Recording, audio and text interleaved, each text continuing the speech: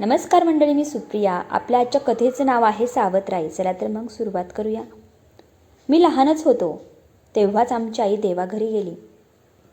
आम्हा दोघा लेकरांना आणि मला आणि माझ्या बहिणीला अगदी पोरकं करून गेली ती.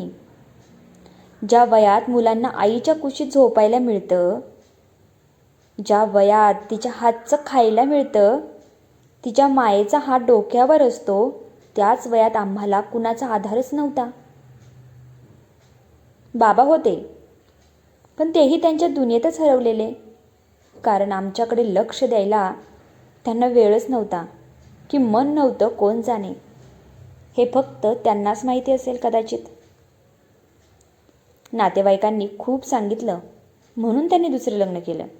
पण खरं सांगायचं, आई गेल्याचा त्यांना फारसा गम कधी मला दिसलाच नाही. मंगलाई, माझी सावत्र आई, लग्न झाल्यावरती सुरुवातीला थोडाफार जीव लावायची आमच्यावर. कधी मायेने बोलायची, कधी खायला घालायची, कधी कुठे बाहेर जाणार असेल तर घेऊन जायची सुरुवातीला. पण मला ना आतून वाटायचं, हे सगळं खरं प्रेम आहे का फक्त बाबांना दाखवण्यासाठी आणि समाजाला आणि लोकांना दाखवण्यासाठी. तिचं वागणं असं होतं की जणू काही ती आमच्यावर नाही तर कोणाला तरी दाखवण्यासाठी सगळं करते.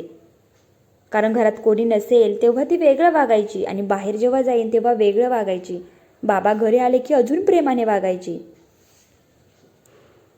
आणि लग्नाला वर्षही पूर्ण व्हायच्या आधीच त्यांना एक बाळ झालं. मला सगळं कळत होतं आता, कारण समजावण्याच्या वयात झालो होतं मी. पण माझी बहीण, ती अजून लहान होती ना. तिला काय चाललंय, कोण कसं वागतंय, तिला काहीच कळत नव्हतं. तिला फक्त एका प्रेमाची, मायेची गरज होती. तेव्हा ज्या दिवशी ते बाळ घरात आलं ना, आणि त्या दिवसापासून तर सगळंच बदललं.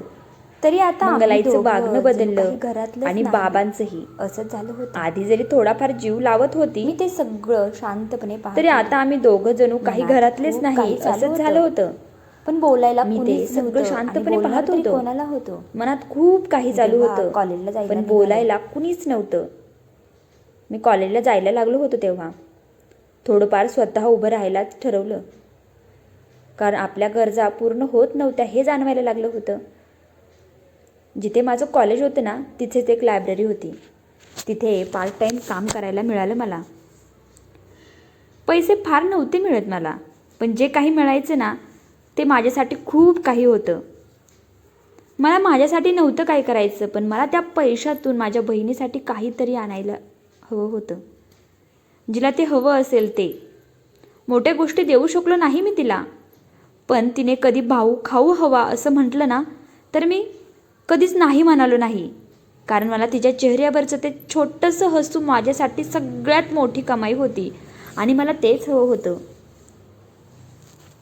माझ्यासाठी मला कधी वाईट वाटलं नाही, पण तिच्यासाठी खूप वाईट वाटायचं. कारण तिला ना आईचं प्रेम मिळालं ना बाबांचं. ज्याची तिला सगळ्यात जास्त गरज होती ते तिला मिळालं नाही. आणि मीच तिच्यासाठी सगळं काही होतो. भाऊ, आई, बाबा सगळं. मीच तिचा आधार होतो, तिला सांभाळायला, तिच्यावर जीव लावायला. माझी बहीण तेव्हा फक्त 4थीत होती. अजून खेळायला, हसायचं, शाळेत जायचं वय होतं तिचं. मंगल आई तिला कधी भांडी घासायला लावायची, कधी कपडे धुवायला लावायची. बाळ रडतंय, तू काम कर सगळं, असं सरळ सांगायची ती. एवढंच नाही, तिला पोटभर जेवायलाही मिळायचं नाही कधी. मंगलाईने बाळासाठी काहीतरी छान खायला बनवायची आणि माझी बहीण हळूच म्हणायची, आई मला पण दे ना गं थोडंसं, मला पण भूक लागली आहे. त्यावरती लगेच खेचकायची, तू काही लहान आहेस का आता. हे ना मी सगळं ऐकायचो, पण ना त्यावेळी काही बोलायची ताकद नव्हती माझ्यात. आणि बोलणार कोणाला होतो. मी ना काय करायचो, फक्त तिचा हात धरायचो आणि तिला बाहेर घेऊन जायचो आणि तिला म्हणायचं, चल तुला बाहेर काहीतरी खायला घालतो मी.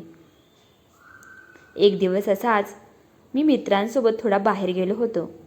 माझं थोडं काम होतं. मला घरी यायला थोडा उशीर झाला होता तेव्हा. रात्रीचे 8 वाजले असतील.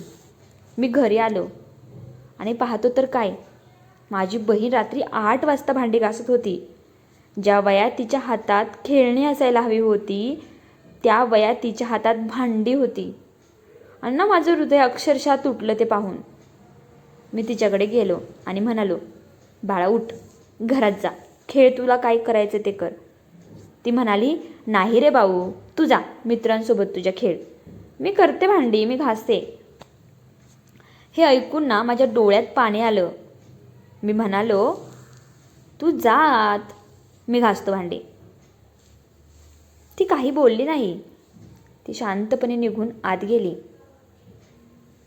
मी भांडी घासत बसलो. मंगलाई सगळं ऐकत होती, सगळं पाहत होती, पण एक शब्दही बोलली नाही ती. आणि बाबा, त्यांना तर तिने पूर्णपणे मुठीत ठेवलं होतं. सर्व काही पाहत असून, दिसत असून, जाणवत असून ते काहीच बोलले नाही तिला कधीच. आणि घरात काय चाललंय, कुणावर काय अन्याय होतोय, याचं त्यांना काहीच पडलेलं नव्हतं. मला माझी कधीच फार काळजी वाटली नाही, पण माझ्या बहिणीचं पाहिलं आणि मन अगदी तुटायचं.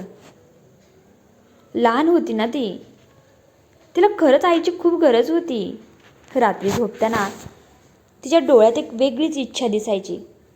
लहान होती ना, तिला वाटायचं आईच्या कुशीत शिरावं आणि बाबांनी नाही तर मला जवळ घ्यावं, दोघांपैकी एकाने तरी मला प्रेम करावं. पण तिला ना आईची कुश मिळाली ना बाबांचा आधार.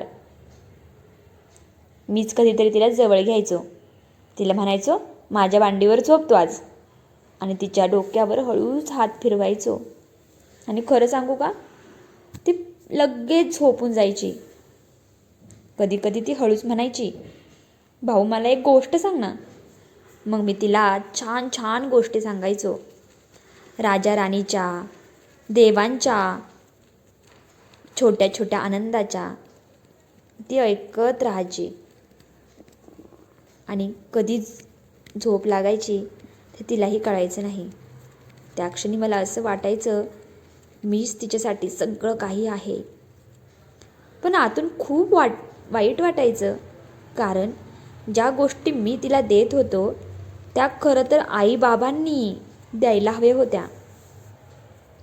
आणि मी कितीही प्रयत्न केला तरी आईची जागा कधीच भरून निघत नव्हती. आई ती आई असते, कारण शेवटी एकच गोष्ट मनातून येते आणि ती सगळ्यांनी लक्षात ठेवायला हवी. आईची जागा कोणीच घेऊ शकत नाही.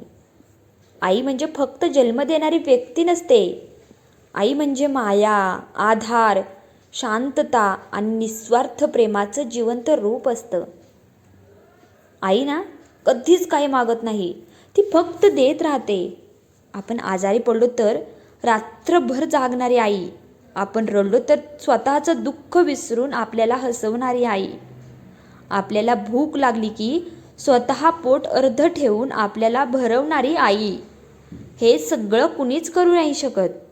जगात खूप लोक भेटतात, कोणी काळजी घेतं, कोणी साथ देतं, कोणी प्रेमही करतं, पण आईसारखं निस्वार्थ प्रेम आणि मनापासून करणारं प्रेम, कोणत्याही अपेक्षेशिवाय करणारं प्रेम फक्त आईच देऊ शकते, दुसरं कोणीही नाही.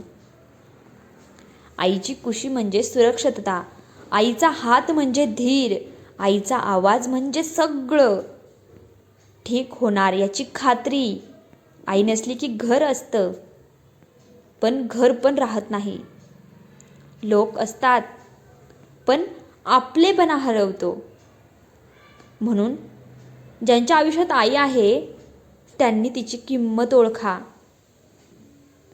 तिच्यासोबत वेळ घाला, तिच्याशी प्रेमाने बोला. कारण आई एकदाच मिळते आयुष्यात, एकदाच मिळते आई, आणि ती गेल्यावर तिची जागा कोणीच घेऊ शकत नाही आणि ती कधीच घेऊ शकत नाही. आईची जागा कोणीच घेऊ शकत नाही. आई म्हणजे माया, आई म्हणजे प्रेम आणि निस्वार्थ भावना. आपण ना कितीही मोठे झालो तरी आईची उणीव कधीच भरून निघत नाही. ज्यांच्या आयुष्यात आई आहे त्यांनी ना तिची किंमत नक्की ओळखा. कारण आई एकदाच मिळते आणि ती गेल्यावर तिची जागा कायमचीच रिकामी राहते, ती कधीच भरून निघत नाही.